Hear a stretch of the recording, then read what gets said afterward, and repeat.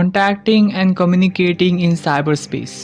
Zuckerberg calls Facebook a social graph, which is an online network of real-life connections that enables users to communicate with friends, family, co-workers, and community members.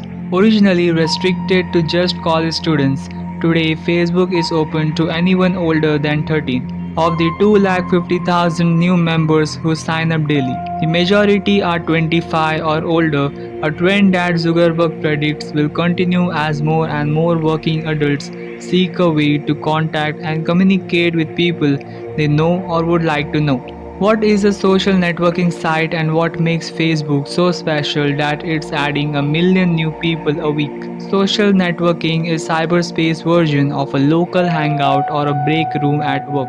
In short, Facebook is an easy to use communication facilitator, and because the site earns money on banner ads and sponsorships, it's free to users.